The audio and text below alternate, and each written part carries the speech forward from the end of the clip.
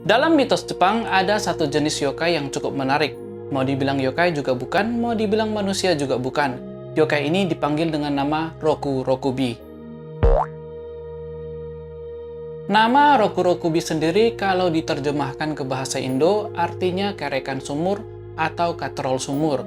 Jadi leher dari yokai ini bisa memanjang bagaikan kita menimba air dari sumur dengan menggunakan katrol yang tambangnya kita ikat ember pada ujungnya. Kalau kita turunkan embernya ya talinya memanjang, terus kalau kita putar katrolnya talinya akan menggulung dan kita bisa mengambil air dari ember tadi. Cerita Roku Rokubi mulai populer pada periode Edo dan penampakannya seperti wanita biasa. Siang hari ya seperti manusia.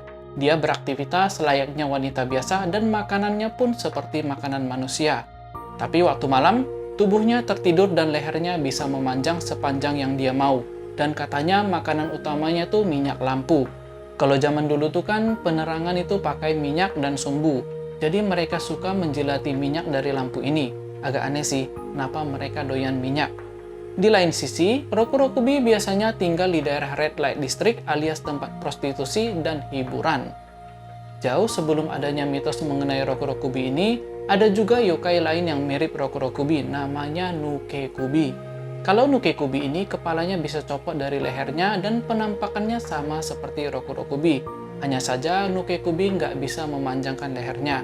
Dan Nukekubi dipercaya kadang menyerang manusia dan menyedot darah mereka. Tapi ada kelemahannya, bila kepala mereka lagi copot dari tubuhnya nggak boleh dipindah. Kalau dipindah, ntar kepalanya nggak bisa kembali dan akhirnya mereka bisa mati. Dalam legendanya, kalau Roku Rokubi atau Nukekubi ini dulunya manusia biasa doang. Mereka kena kutukan. Nah, kutukannya ini dipercaya sebagai turunan. Orang tua mereka atau leluhur mereka itu juga Roku Rokubi. Jadi kutukan ini nurun ke anak cucu mereka. Kalau dibanding-banding di negara lain juga ada yang hampir sama seperti yokai ini. Contohnya di Filipina, ada yang namanya Manananggal. Kalau Manananggal ini bisa dibilang makhluk jadi-jadian yang bisa melepas tubuh bagian perut ke atas dan bersayap seperti kelelawar. Manananggal ini juga hidup seperti manusia biasa pada waktu siang hari dan jadi monster pada waktu malam hari. Dulunya dipercaya leluhur mereka ini belajar suatu ilmu untuk melawan penjajah, tapi ilmunya ini selalu diturunkan ke keturunan mereka. Dari Malaysia juga sama, namanya Penanggal. Kalau dari Thailand namanya Krasu. Kalau dari Indo sendiri, yang kita kenal sebagai Kuyang, kalau nggak salah dari daerah Kalimantan. Ada juga Palasik dan Leak, mohon koreksi kalau salah ya guys. Oke, balik lagi ke Roku Rokubi dan Nukekubi. Sekarang kita ke legendanya.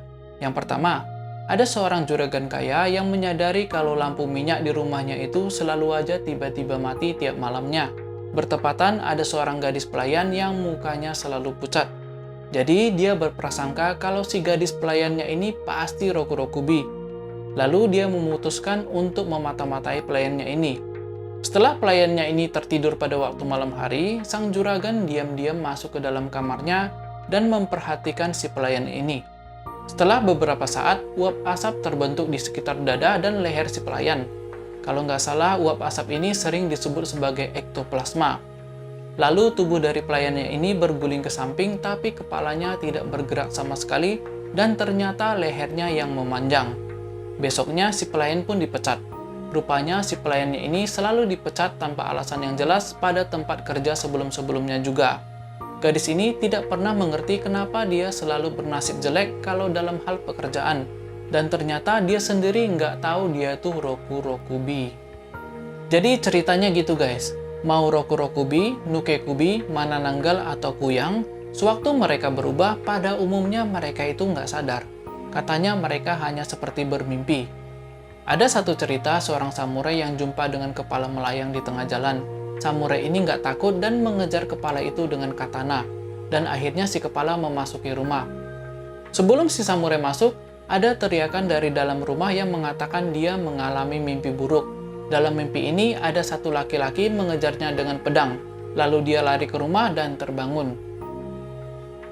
Terus yang kedua, walaupun Roku Rokubi dan Nukekubi itu biasanya wanita, pada tulisan Sosai Hiki yang ditulis pada periode Edo, ada cerita Nukekubi laki-laki. Pada waktu itu, ada seorang biksu yang sedang tidur di biara, dan sesosok kepala melayang muncul dan mendekatinya. Si biksu terkejut sesaat, tapi dia meraih kepala itu dan dilemparkannya jauh ke samping. Tapi si kepala itu hanya pergi doang. Pada keesokan harinya, seorang pelayan laki-laki datang untuk mohon diri. Si biksu bertanya kembali, "Napa mau resign?" Lalu si pelayan bertanya kalau kemarin malam apakah ada kepala yang datang. Lalu si biksu menjawab, "Iya ada." Si pelayan lalu menjelaskan kalau dia ada penyakit Nukekubi. Dia takut kalau dia tetap bekerja di situ akan mengganggu. Lalu dia pun pulang ke provinsi Shimosa di mana penyakit Nukekubi ini biasa di sana. Jadi di Jepang tuh ada juga kepercayaan bahwa satu kampung itu Nukekubi semua. Dari anak kecil sampai orang dewasa selalu memakai syal leher. Karena di leher mereka itu ada garis yang menandakan kepala mereka bisa copot. Yap, itulah cerita singkat mengenai Rokurokubi dan Nukekubi. Memang masih ada beberapa legenda mengenai yokai ini yang belum kita bahas. Tapi kedua cerita tadi yang paling menarik menurut saya. Semoga cerita saya ini menghibur dan maafkan saya jika ada kata-kata yang salah. Saya Hendra dari Behind the Story, mohon diri dan jumpa lagi pada video selanjutnya. Salam!